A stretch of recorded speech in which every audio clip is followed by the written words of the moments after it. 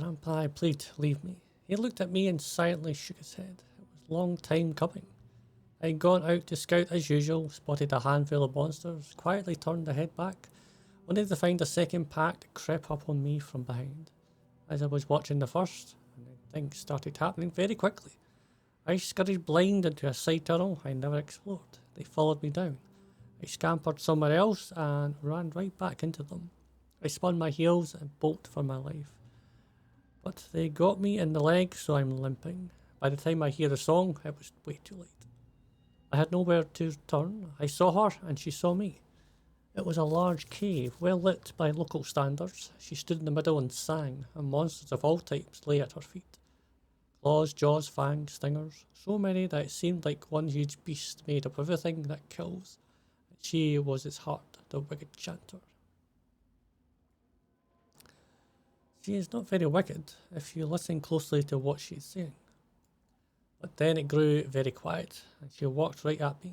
I pressed my back to the wall, and I'm thinking, this is it. As she comes up to me, tilts her head and sniffs me. There's nothing living in her big black eyes except for something mean and wild. How could she grow up in pitch black darkness with the beast and become anything more? She looked at me and me at her, and I say, what are you looking at? Never seen a redhead? And I'm thinking to myself that I may have one quick shot, but that'll be it. They're all attack and bite and slice, tear me to ribbons, a pool of gore at her feet. She reached out to touch my hair, and then she turned around and walked away.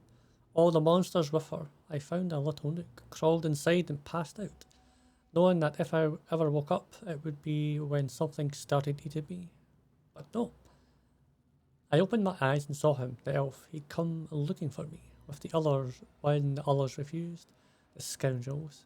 He shouldn't have paid them up front. Maybe not. I lost so much blood, I thought I'd never make it back up. I kept telling the elf to leave me, but he wouldn't budge. Then I reminded him about his wife's bones, that he wanted so bad to recover. I told him, if you try to save me, you'll die, and you won't get what you came here for. That was when he finally spoke. You're a fool, Tenderfoot, Red, and I'm a fool too. He sat right beside me and looked at me with those same black eyes. I'd come here over and over, gotten 2 parties wiped out just to find a rival's bones. I felt like I abandoned her in her moment of need. I know her pendant is still here somewhere. It called out to me and led me here. But do you know what? It was all for nothing. All these people died for nothing. I dragged into their doom just to drown out my own conscience. And it was only when you went missing, only then I realised. I might take the guilt to my grave, but I'll drag that boy alive from the darkness before I drag out some old bones, even if they are the bones of my beloved. As if he was saying all this, his face lightened up a little, for the first time I've ever seen. It was like he found something of himself, something he could call new, and all I could think of was her wild black eyes, and I knew. I could never tell him now. I'll throw away this book when he's not looking, and I'll never say a word about the song she sang and the cradle I found at the camp by the lake. Yep, it's definitely the elf's wife then. I've got a feeling. Give peace to the wicked cantor.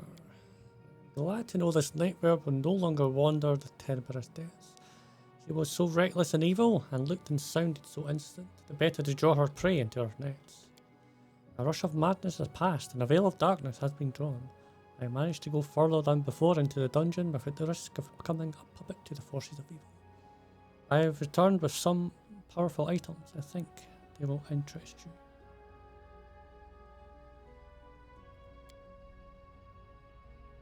You have the right to doubt, but be assured that my intentions are pure. I hide nothing from you. Tell me what you found. Read what is written in this robe. The fallen priestess didn't kill her friend. She saved them, and she calls you a slave. Oh, really? So she sacrificed both her life and her soul for her friends. She compelled an evil goddess to perform a good deed, but in return submitted herself to the power of evil. O mortals, your lives are ephemeral, but capable of holding such nobleness that is hardly imaginable to transcendent beings.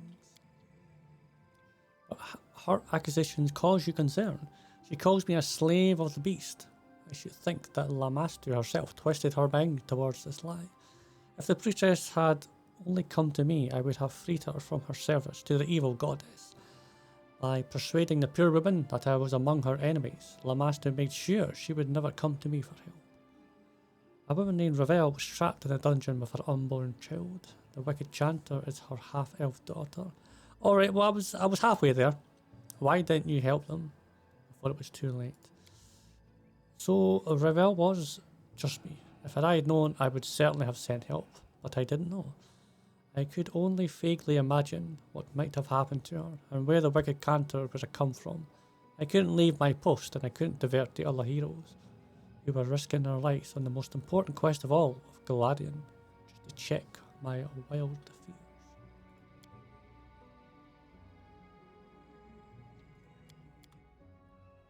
You know what irony is? It's when you are a dark wizard steeped in blood to the elbows, when you suddenly a silver dragon comes to you in your dreams, entreating you to perform a noble feat, and save a few Nibelung kingdoms from the spawn of a Ravagant.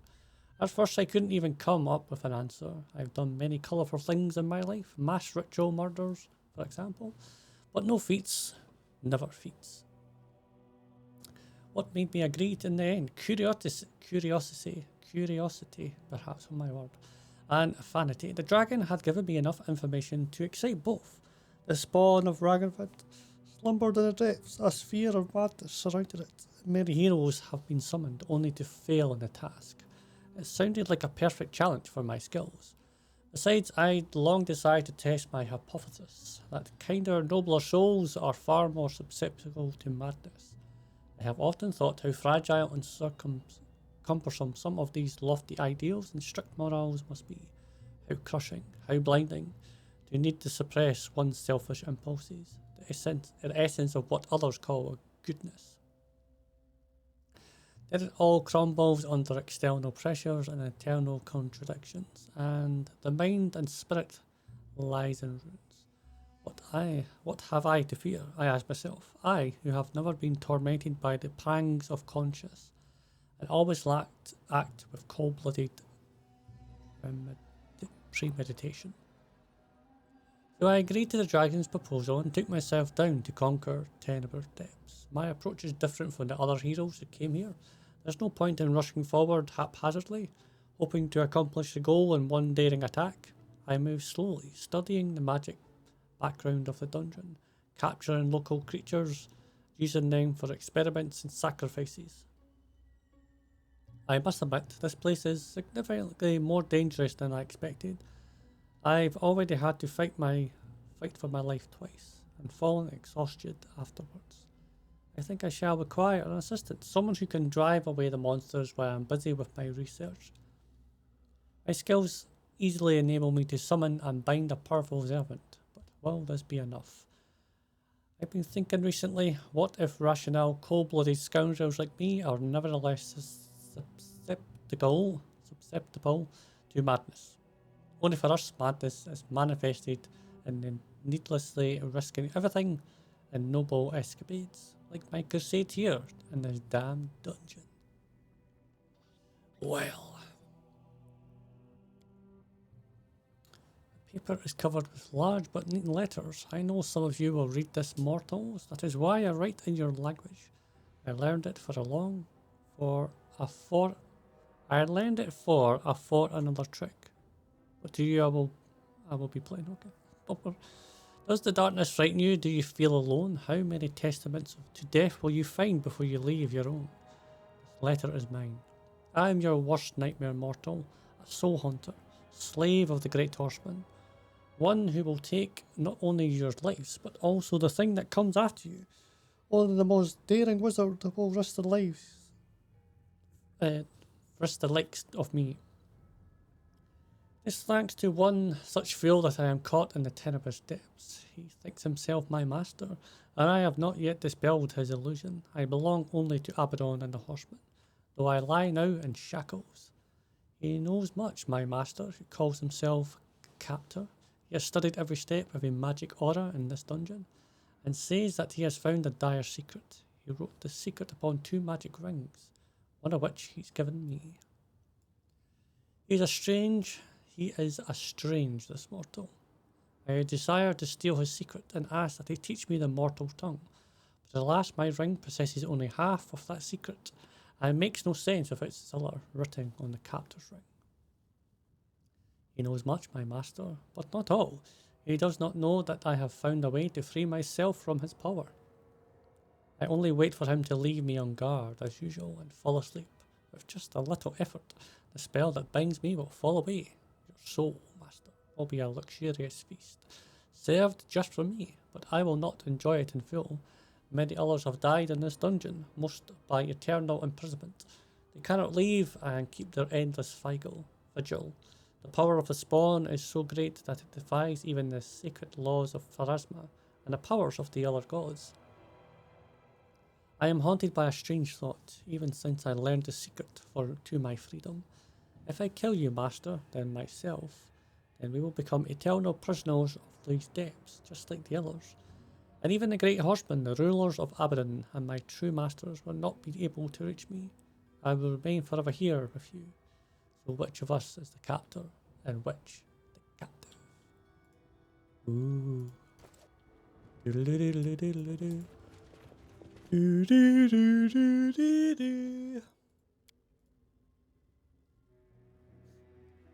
2 years in the Tiber's depths, I've come further than any before me, and have nearly reached my goal, a passage to the place where the spawn slumbers. But I fear I am lost, not in the dungeon, not in my own soul. 2 years I spent in a place imbued with magic of madness. I have discovered all the strange and horrific secrets of this place, and now I write in a feigned charade, as if anyone will ever read these words. I have summoned a deadly beast from the abyss and kept on a tight leash. It awaits in ravenous quiet for the chance to devour my soul. In my spare time, I've taught it to read and write in some of the languages I know. The monster's horrible visage is the last thing I see before I sleep, and the first thing I look upon when I awake. What are you contemplating, Shirashk, when you first appeared inside the summoning circle, when I tore you from the astral plane? You shook with rage at one who would dare subdue you. You were so different then, a wild predator, with but a single thought, the hunting of souls. Now I see something different in your eyes, something I cannot classify. Perhaps this final riddle is the last thing keeping me alive. I am among the greatest dark wizards of my age, and here I am, dying in fear. Before I ventured into the Tiber's depths, I knew exactly what I was and what I wanted. Hundreds of times I bathed my hands in blood, feeling no pang of conscience. I sacrificed dozen babes without a care. Many among the hundreds I've killed appeared quite innocent. But now, who am I now? Trapped within these crazy schemes to save the pitfall river kingdoms. They will be destroyed in one fell swoop should the spawn ever awaken. For 2 years I wandered this darkness, finding epitaphs of all the other would-be conquerors of the Tiber's depths. I have studied each closely, and I scarcely even noticed when I first began to pity them. And most absurd of all, yesterday I risked my life to save my demon. It is a slave, summoned for the exact purpose of protecting me. I saw Shirashk facing a horde of beasts from the depths, and I revealed myself to cover him with a magical shield. It was our greatest fight yet in the Tiber's depths, and it's miracles that we both survived. It's time for my confession. I recognize what a monster I once was, and repent. I now go to face the spawn, my head held high, and atoned for the evil I have done. But no, it will not be. Yes, I am but one step away from the end of the nightmare from the Tiber's depths, but I refuse to awake. If I cannot be healed and become my former self again, then I will die before becoming someone else. Tomorrow I will lift the subduing spell from my demon. Then we shall see, Shirashk, how deeply you crave your master's soul. I shall perish utterly, but that will only be the beginning of my story. I will die with a smile on my face and fighting the spawn of Varvagat to awaken to a feast of blood. Okay. I bow to your courage, fearless mortal. I will never forget it, and I will never forget you. Vanquish the captor and its demon. Sometimes I wonder which was the servant and which was the master. How would you know? How would he know that? This guy is so confusing. Well, now both of them have met their end, and what remains of their souls will find their fate in Abaddon.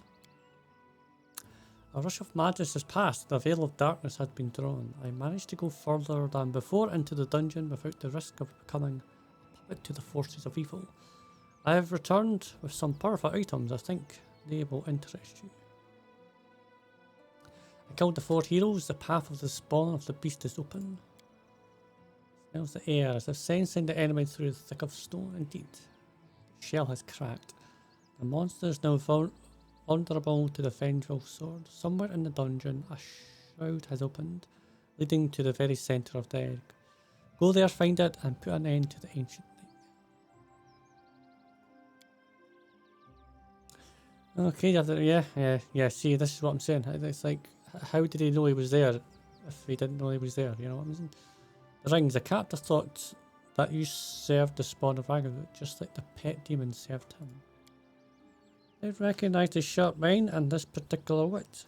This joke has an explanation, and I shall give it to you. The heroes who went down into the dungeon to defeat the spawn have all died, and it fed upon their fate and on their pain. In the same way the captor nourished the demon by serving him his own soul. He wishes on me the same fate, just as he wrote on these rings, that I should go down to fight the spawn, only to vanish and become its food. Look again at the testaments of those you sent to die. They all blame you. Enough excuses. Why you lie? See, I knew he was fucking lying. He gives a long, heavy look. For a moment, it seems he will open his maw and breath death upon you, but instead he casts his eyes down. I admit, I've doubted my mission for a long time, but I try not to think about it. I was sent here by the maker of all.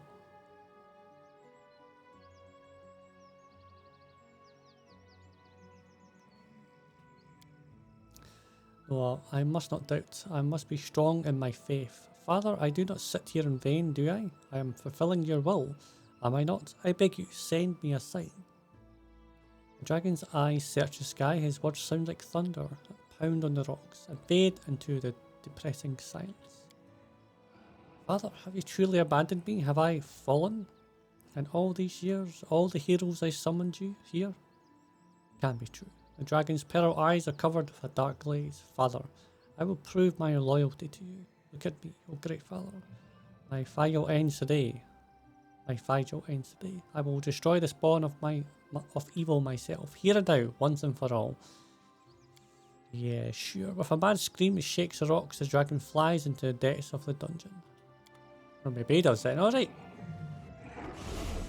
He could have done that at any fucking point. Oh.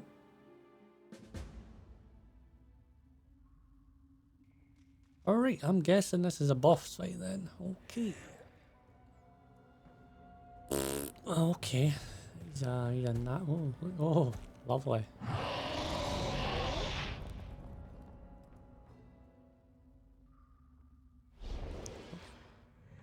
Oh. Are you going to help me? You'll have no power over me. I will destroy you. Watch this. Does that? I'll get squished. Father, do not abandon me.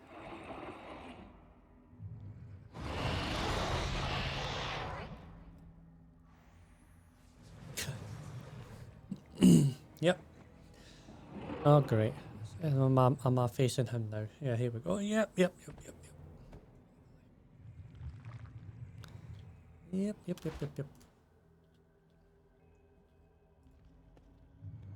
Close can I get?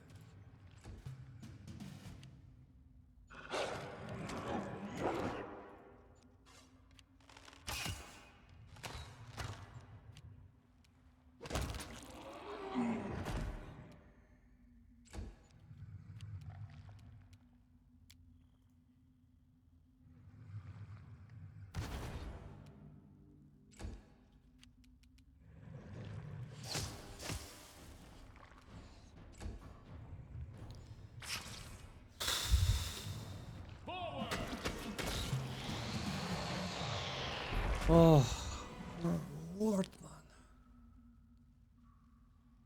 Oh, fucking over. Oh, that was, without doubt, the toughest fight I think I've ever done in this game. That was fucking insane. Like the first time I did it, I thought, oh, it's pretty easy. Yeah, you just sit here and hit him. That's not the case, folks. Oh, no, that's not the case. Oh, no. He spawns ads. And he really spawns ads. So you have to kill him before he spawns all these ads. I was like, oh, great. So I had to... Oh, what's that, 3 hours? 3 hours. 3 hours. I can't tell you how many reloads. And I just needed to get lucky again with a Kundile. I need to get lucky with a Kundile. I had to use like potions of friggin' arrows or scrolls of arrows for people because they keep getting confused. And Octavia and fucking Lindsay kept shooting Tristan. Fucking hell, man. It was just...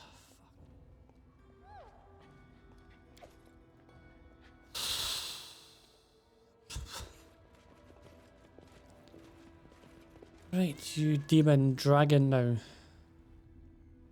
My head. Oh yeah, damn right your head, pal. Don't worry. We saved you. We have won. When I lost in disgrace, you have saved the entire world from a monster and me. For my pride, I bow to your victory. Is that it? Is that it?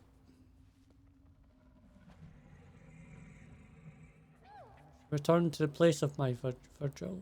The words are well deserved, but they will heal. These words are well deserved, is that it? I don't get anything for you.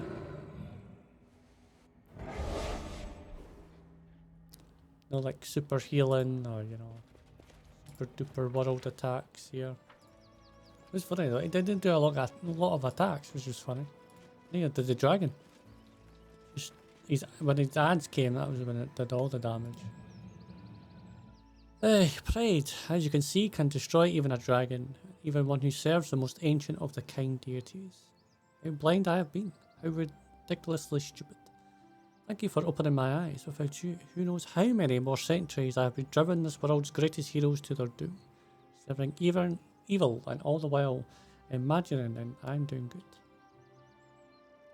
The danger is past, the monster is destroyed, the great shell of its egg still lies under the ground, but its wicked seed will sprout no more. I feel the evil evaporating even now. Well, you said that last time. The darkness lifts with each passing moment. Return home, enjoy the peace that you have won, or go off to face your next foe.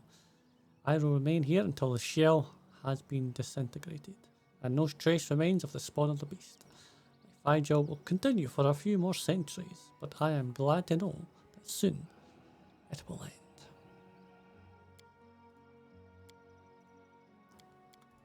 end. Change to sound. Blind darkness under the ground, bronze blades, the cold blood of serpent folk and the hot blood of cyclops mingle on the stone floor. Something else, fear, desperation, agonizing shame. I cannot yet tell what happened here underground, but if you collect all 5 pieces, I will be able to tell you the story. I hear an elven flute, a joyful melody is being played in the main square. Passers-by cannot help but dance. This is not my native Kanoin, no. This kingdom rose and fell thousands of years before. What ruined it? I think I cannot quite make out what these relics are saying. Please find the rest of the 5. Okay. This is strange. I feel the traces of a rune magic of Thalison, heavy spells, cyclops, wizards. Journey of darkness. Do you wish to learn the story of Thief of Secrets, my king? Sure. Yes, I would like to trade. Tell me about the story of the Thieves of Secrets. Cool. So that's okay. So that's the depths. The invisibility potion tastes bitter. My charmed spectacles are cold against my face, but they allow me to see in the dark. The darkness embraces me like warm dark velvet. As I creep slowly up to the tower's spiral stair, I am Kingy, the stubborn Thief of Secrets.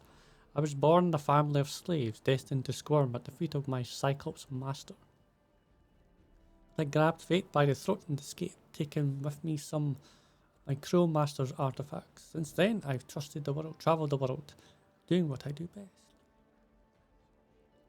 From the stall spikes of the Temple of Aslanti, the secret dungeons of Thaliston, from huts of shamans living in reeking swamps to the shiny palaces of Cyclops aristocracy. I've been everywhere, and from every quarter, I collected something of great value. Scrolls, potions, artifacts, blueprints of magical devices and spells designs. All this and far more I have held in my hands. Bard tells stories of my adventures. Some claim that once the stubborn stole an artifact right from the bottom of the Lord of Runes. I can neither confirm nor deny these rumours. But today's mission is more important and dangerous than that came before it. You must not lose. I do not have the right to lose. The stairway ends at an arch without a door. I look for traces of protective spells, and frown when I find none. I step across the threshold.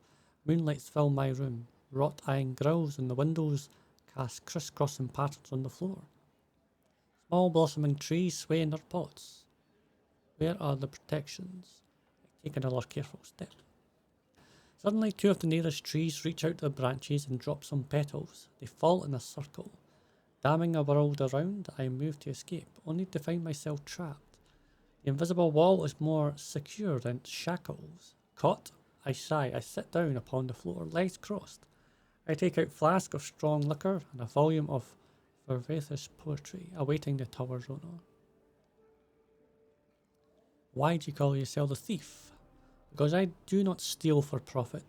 I have no interest in gold or jewelry, only the secrets of wizardry.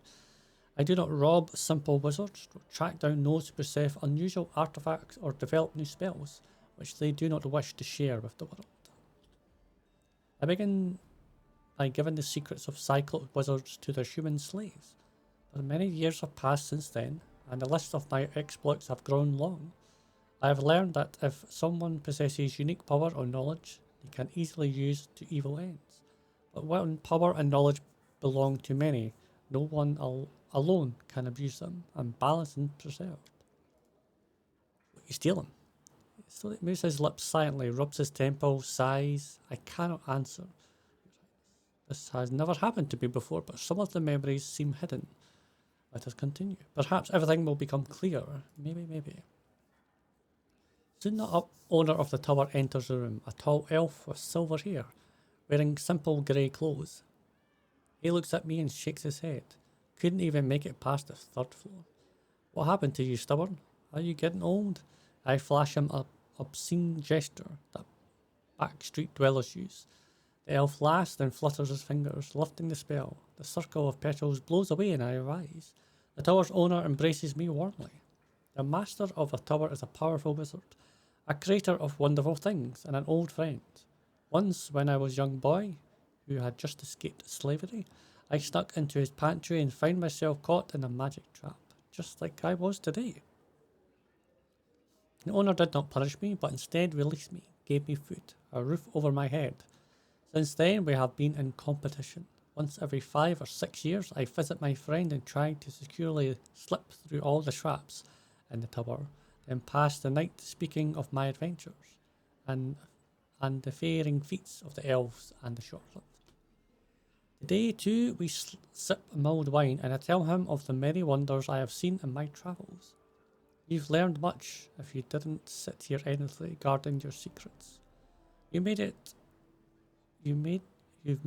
your life's goal to reveal secrets, and I to keep them.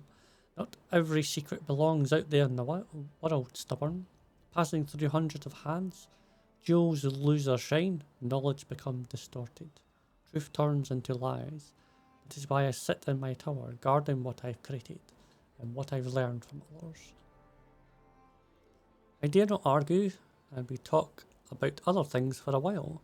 At last we say goodbye until the morning, and as soon as the elf retires to his chambers to immerse himself in meditation, I slip out of the room with all my equipment and proceed to the tower's main treasury. Forgive me, my friend, you've let a snake into your house. How are you going to pass through the traps? You've never been able to do it before. The truth is that I've known all the traps in this tower for many years and have gathered a handy set of artifacts that will help me avoid them. Every time I get caught, it's only to blunt my host's vigilance. Thus, he would invite me into his house without worrying for his precious secrets. This guy's a bit of a prick, isn't he? The plan worked. Not long after, I had already escaped the tower, taken with one of the old elf's greatest secrets. And now I'm running, hiding, delving down and down through the tunnels of an ancient dungeon to hide what I've stolen. For so many years we argued about whether I'm right to tear secrets from their keeper's hands and release them into the world. And here I am, shunning the sun, crawling deep, as far as I can reach, away from the light of knowledge, to hide a secret which must never be shared.